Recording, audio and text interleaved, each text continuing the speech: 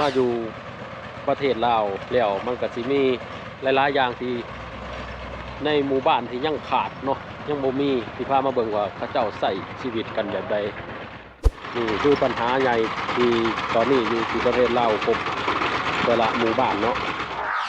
น้ำเนาะยังบ่มีแต่สิ่งหนึ่งก็พามาเบิ่งเนาะวิธีแบบเดิมๆต้มเกลือขี้ท่าแม่นบ่แม่ใหญ่คือเกลือที่เฮามากรองนี่นะเนาะอันนี้คือสบายดีสวัสดีเนาะพ่อแม่พี่น้องพบกับพ่อบ้านมื้อนี้ผมก็สิพามาเบิ่งเนาะมาอยู่ประเทศลาวแล้วมันก็สิมีหยังหลายๆอย่างที่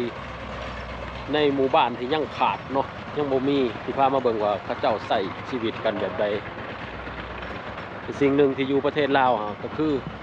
น้ำเนาะยังบ่มีคือน้ำใส่น้ำประปาบ่มีเขาคือเขาก็ต้องมาทางเป็นน้ำบาดาลคือแบบนี้แหละพี่น้องนี่มีมาให้เบิ่งเนาะแต่ละหลังคาเรื่องก็คือต้องเจาะน้ำบาดาลเห็นบ่กำลังเจาะอยู่เนาะนี่คือปัญหาใหญ่ที่ตอนนี้อยู่ที่ประเทศลาวพบ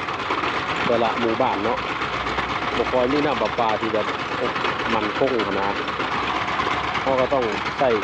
เจาะเนาะการเจาะนี่มันก็คือการใช้จ่ายหลายอันนี้กำลังเตรียมเจาะน้ำบาดาลอันนี้เครื่องเจาะแบบนี้ไฮดรอลิกเลยนี่แหละเนาะพี่น้องอยู่ที่ประเทศลาวมันก็มีข้อดีและข้อเสียในการใช้ชีวิตเนาะมันก็ยาก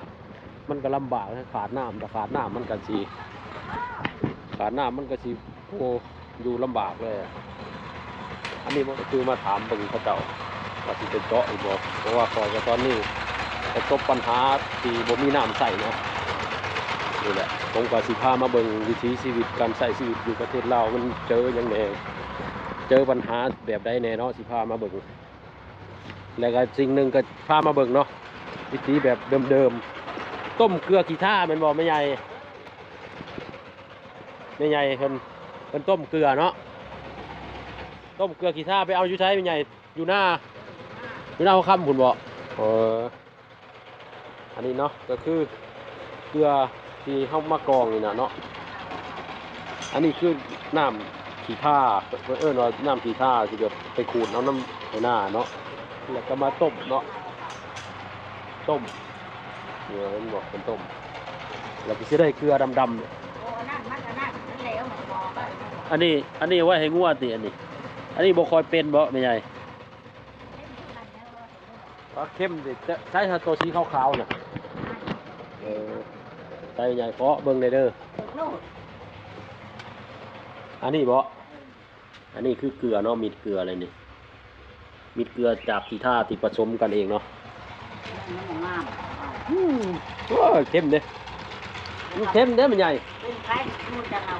ฮะมันเด้ลูกแม่บับเลยเด้หาบับพอนนะบ่อ้ายบับพอนแหล่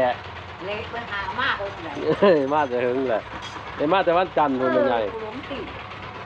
จื้อบ่ได้บ่แล้วคนเขามันห้ามคือที่เห็นเลยเนาะปัญหาที่มาพบมาเจอที่บ้านแต่ท่านผู้ชมท่านใดมีความคิดเห็นใดก็คอมเมนต์ด้วยเนาะเพราะว่าบางหมู่บ้านมันก็สิบ่คือกันแต่ว่าตามที่เห็นนี่ไปแต่ละหมู่บ้านนี่สิมีแบบเป็นน้ำบาดาลเลยนะเกือบทุกบ้านที่ประเทศลาวเนาะคือแบบต้องเจาะกันแบบนี้แหละอันนี้ก็เป็นอีกแบบนี่ยังเป็นปัญหาหนึ่งที่ยังเกิดอยู่กับประชาชนคนลาวเฮาเนาะตอนนี้คือขาดน้ำประปาว่าซั่นซะในการใช้ชีวิตแต่ละวันเนาะผมก็อีกคนหนึ่งที่เจอปัญหาแบบนี้ก็ต้องมาหารถไปทางสางเนาะพี่น้อง